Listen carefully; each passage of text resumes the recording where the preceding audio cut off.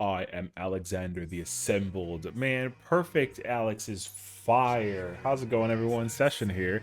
Welcome to the official, well, my personal as well, Final Fantasy XIV tier list for the Ultimates. This is going to be in hype and light of the upcoming Ultimates for Eden, Future Rewritten. And so, we got a couple days away before we get to see that in some action. So I'm looking forward to seeing more information for it to come. But for now, we're doing a tier list. So here now we have ourselves T.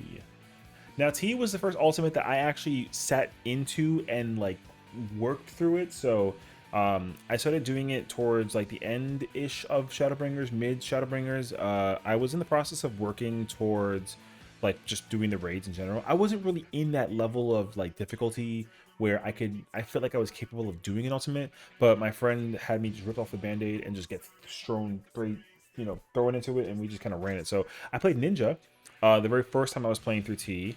And we stopped at Wormhole because like then Endwalker had come out, and then I came back to like resume it, which was cool. And then I swapped over and went back to playing like a different melee to play like Monk for like a bit.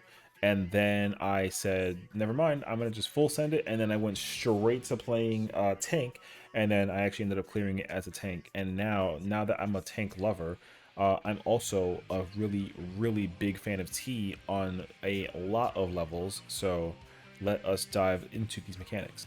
Living Liquid, ooh, man. Now everyone knows that like LL is the, I mean, and BJ as well, So very heavy-ended fight at the very front of it all. So I'm a big fan of it. I like how there's so much going on in this fight. I'm a really huge fan of it. It's a lot of fun. I think Liquid is very good. I really enjoy Liquid. The difficulty of what it was back in A3S and how it translates into this is actually still really cool. I think that honestly, it's very fascinating that it's a fight and phase that has you fighting two mobs like a majority of the time. Hand of Pain, again, teaches you like the lesson of just being able to, you got to do what you got to do to keep the bosses in check in a sense. And a lot of jobs that have the opportunity to do uptime DPS stuff feels really good to pull that off. Even if it's like as simple as double dotting as like a Dragoon or a healer, or using AoE combo as a Gunbreaker or a Dark Knight, like I'm a really huge fan of opportunities like that where uptime comes in handy because you got to keep both of them in the middle. So Liquid, very good phase. The throttle thing, I haven't encountered this fight yet as a healer. The throttle thing with the healers having to like assume it's a very interesting mechanic. I never would have thought that they would have Asuna be an ability that you have to use in an ultimate.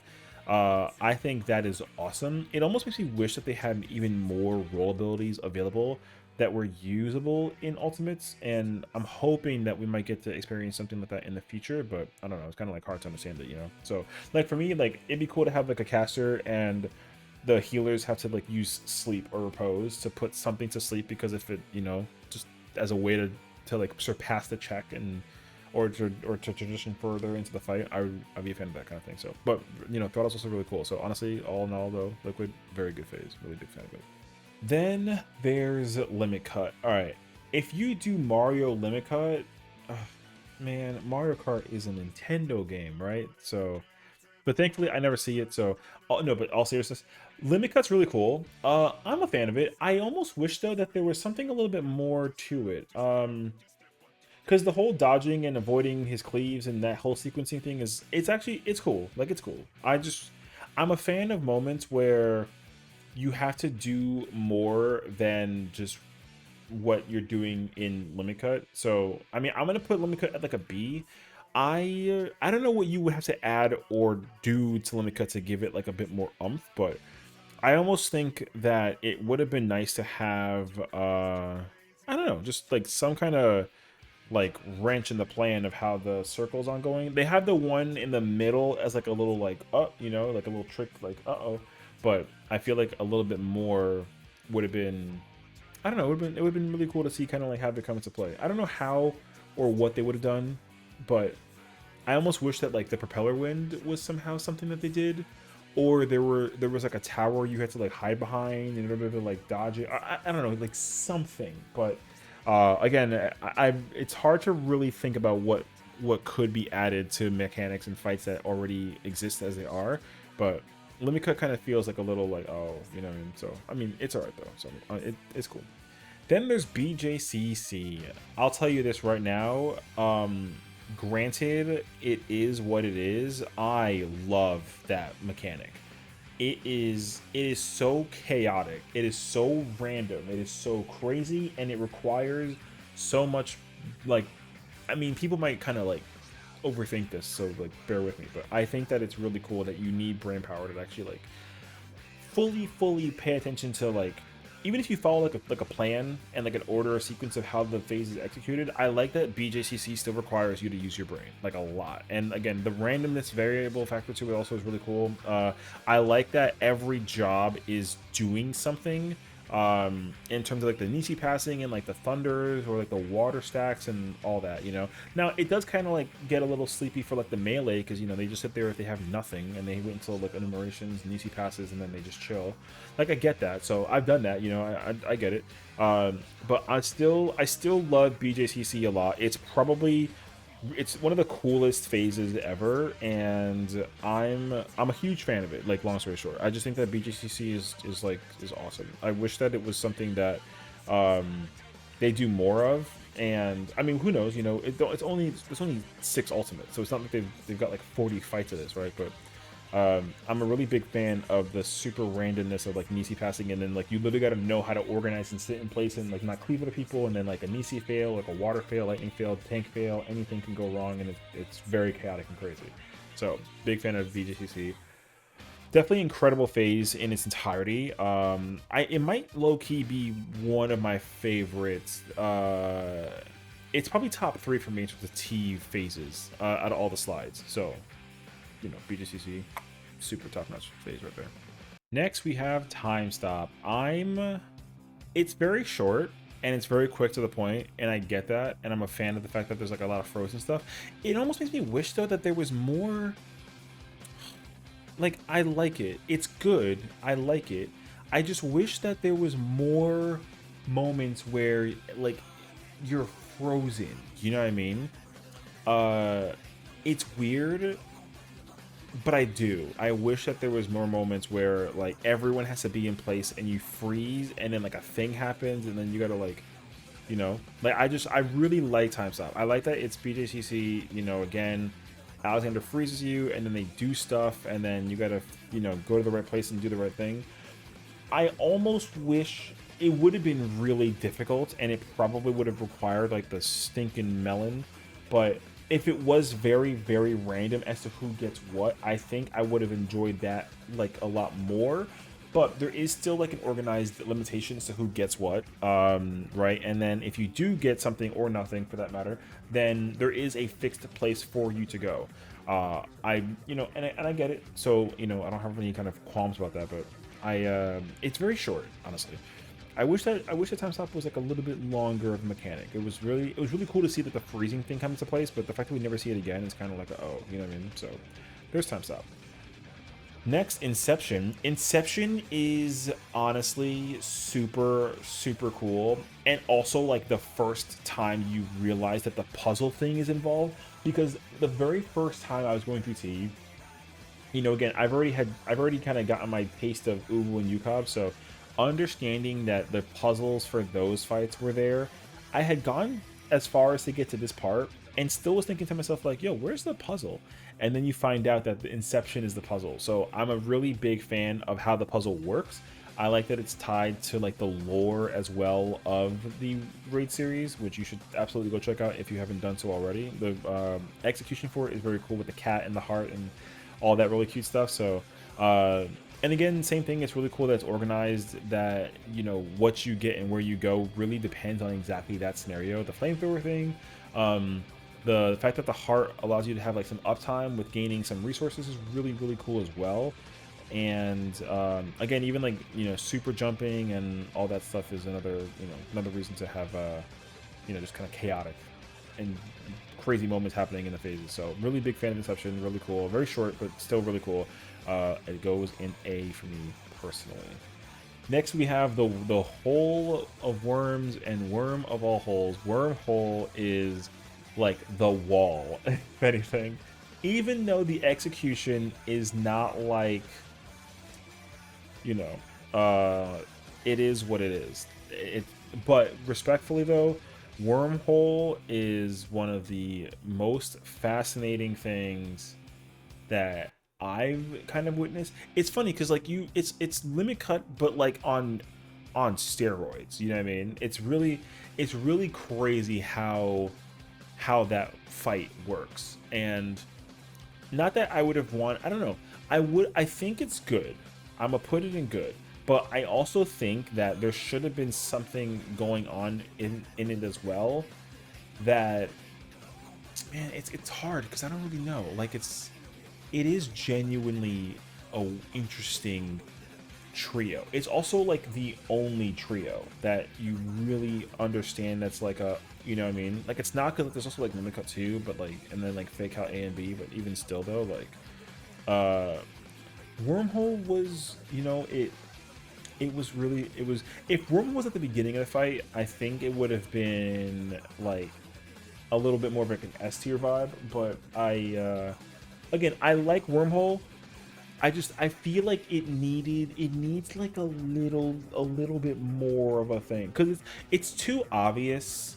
It's a little too obvious that you have to be in the middle, or you have to avoid the middle at all costs during the whole, like, you know, because like Apocalyptic Ray is out there, Cruz is cleaving and dashing, and then there's the size of the wormhole things themselves, and they get smaller and smaller. Like I think that's really cool, but again, I really wish there was like a little something more that I would have liked to see in Wormhole as like a mechanic. But again, it's really cool, so I'm a big fan of it.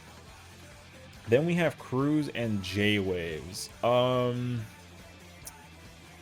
Okay, respectably, it's, I don't really enjoy it. I mean, I like J-Waves. I don't like that there's nothing else. I think it's, oh man, it's tough because I don't like that you have the time it takes to DPS down both of them, and then the amount of time you have to like defeat Alexander. Like, if I don't know, I guess it's in my own personal experience, because there were moments where I was like, we would kill Cruise and J-Waves, and I could literally do like a 30-second rotation combo and it's still not dead. And it's kind of like I wish that there was more of a punch, because like it's Alexander, you know, and like it's T. This, I think this mechanic right here ends up being the first one where I'm kind of like, man, like they're pulling punches a little too much for what it, like I wish that this should have hit harder, and the timing to kill all three of them should have been like less. I mean, I don't, again, because I did this also even in Shadowbringers, like I did, and it was still like not like a crazy mechanic, you know what I mean? Conceptually, I like it, you know, I do like it like a lot. I do just wish that it wasn't just J-Waves going crazy, because Brute's going nuts, you know, and I love that. But the fact that there's nothing else happening from like Cruz and Alexander's side, because, you know, like you have to kill Cruz first because the cast for Eternal Darkness is happening before everything else. So I wish that there was some way to either, I don't know, like either increase that pool for Cruz, or decrease the time it takes for Alexander to cast like the. But it's crazy though, because again, like I've seen moments where like due to like horrendous, because like all of this phase depends on is how many people suffer or don't suffer from wormhole. Because like if you go into it with like weakness, then it's way worse, right? Because like then you're missing like a lot of damage. And then I've encountered that. I've seen it where somehow Alexander charges up to 100 and kills everybody, and LB3 doesn't work. I've seen it, and it's crazy to think about. But again, to me that just seemed like an impossibility. So I don't know. I wish that for like a transition thing that it has a boss doing damage and then another boss like casting like a potential like death move is it's cool. I wish that there was a way that, like, depending on how much time Cruz had left, if you killed him super early, then it would somehow add to the timer of, like, you know, Alexander's casting or something, right? That we had more time. But like if you killed, I mean, I guess it does that naturally, right? Like if you take too much time killing Cruz and Brute, then there's just no time to kill Alexander, which is what ends up happening if people start dying after the Mega Holies or the Wormhole. So I get that, but I don't know. I wish that it was like a little bit still more like chaotic, because still like BJ and Liquid are still like very, very fun and very chaotic and very cool. This is the first one where I think like even when there's like stuff going on, like I don't know, it doesn't really have like a epicness to it. So mechanically it's okay, like visually it's also okay, and I just think that like the fact that it can take Alexander 30 seconds to you know, finish off the attack is like a little like bruh. So that's how I feel, at least for CC. I know it sucks that like first phase that I don't like is J-Waves. All right, now Perfect Alexander, he is the assembled, okay? He is literally the GOAT. Like look at this, man. It's so fire, actually. When he did this and he did this, oh my god, I went nuts over it. It was crazy, actually. He's the best. Okay, resuming though. Okay, so genuinely, I'm gonna just throw it out there right now. I love PA a lot. Like Alex, like, oh my god, it's such a good final phase. Again, it's heavily slept on by the simple fact that the DPS check is like a little non-existent now. But at least when I was going through it, it was so shaky, stressful. But I like that it's still so good and so much fun. Like I love Perfect. Perfect is so fire. So Final Word is a really good mechanic. I really like that it's got the motion and stillness thing, and then you have to literally rely on like the beacons. I like the light and dark beacon actually thing like a lot. I don't even know where they thought about that, but I was a really big fan of how you can execute it, and literally like one person's mistake, it literally activates like a huge snowball effect thing. So I'm a big fan of Final Word. Really fun mechanic. Fate Projection Alpha, bruh. Alpha and Beta, I'm gonna be very honest with you. They're both going in, and those are, because it's so cool that like you literally project into the future mechanical execution wise, and like you got to pay attention to figure out where you're going and what you're doing. Even though I wish that it wasn't just Alexander casting it the whole time to get you like set up for it, it would have been really cool to see there be some kind of like, I don't know, AoE in between, like a way to distract you while you're trying to figure it out. But even still though, I love that the whole time you're paying attention to what you have to do, and like where you go determines like your entire party's fate. I love that so much. It's really cool, because again, like I remember the first time I saw the arrows, I was like, what in the world is happening, you know? So it took me a long time to understand how it functionally worked, and I'm so glad that this is also a mechanic that you just don't see anywhere else. It's like specific for Perfect, you know? So I absolutely love Fate Projections, Calibration A and B. I think those are like easily two of the coolest mechanics I've ever seen in like a raid scenario with this game in its entirety. I'm an absolute fan of those two mechanics. Honestly, so incredible. I'm like a little biased, but I almost wish that there was like four, you know, because we had like the Nises, we had like four Nises. I almost wish there were four Fate Projections, and that way you can actually like utilize something, because the whole puzzle being tied to the codex thing was really cool. I only wish though, because if I don't know how correct this is, it might be possible, but it requires like an insane amount of luck, I think. But I don't believe you're able to actually get to the final phase without, because you need to like create the golden heart with the cat and during Inception, like you have to. So I wish that there was a way to go into perfect Alexander, even if you fail the heart and bypass wormhole and see the final phase, and then when he activates fate calibration, that you can't see it. You know, I really wish that I would, if you can do it, I want to experience it. If you can't do it, then that's like a little bit of a pain for me, because I would have loved to get there and think that I was in the final phase and I was like, oh yeah, cool. And I'm like, what's fate calibration alpha? And then I'm just watching him cast it and I'm like, nothing is happening. Like, I would have loved that kind of moment, you know, where I had no idea what was going on while that whole cast was happening, and then you just kind of go through the mechanic and you're like, okay, cool, and then everyone just for some reason dies. It would have been really, really cool to see that come into play. So I mean, again, big fan of big fan of Fate Collaborations A and B. They're both S tier in my eyes. And then lastly, we have Trines. Now again, I understand the stress of Trines, and again, it was like an oversight on the dev team again, so it's like a little unfortunate. It's the same exact thing that happens with Predation. However, it's really cool that at least there's still like a follow-up thing where you gotta like pay attention to it. But like Trines is cool. I love the concept of Trines because again, it follows the same idea of like, you know, time factor or something.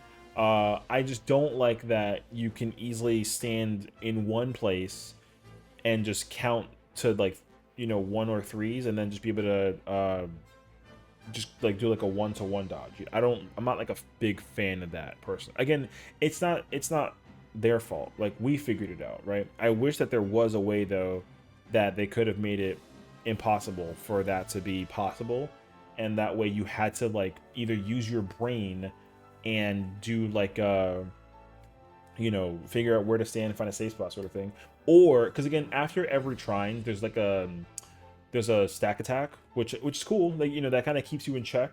But if there was like a different mechanic, like a pairs or like a spread thing, I think it would have added like a lot of more chaos to it and require people to be mentally prepared for like whatever was down for Trines. But like Trines is really cool. I like the design of Trines. I like how it looks. I like how it functions. Except for the part where you literally look at the first dodge and then, you know, look at where the second one is, and then you go to the third, and then you go from 3 into 1. Like, it's easily executable without any, like, you don't have to think with your brain to figure it out. It's just like, you know, you just look for where the first one is, and then you look at which one is next to that first one, and then you just go there, and then you know what I mean? So Trines is cool. It's okay. I just wish that it was a lot more trickier and more difficult than what it currently is. But that being said though, there's T. So unfortunately T got the first bad, but that being said, it's perfectly okay. T is still one of my favorite ultimates to perform in and do stuff with, and I think that T is actually the easiest ultimate out of all of them so far. But again, that doesn't take away any of the shine and luster that T is as an ultimate anyways.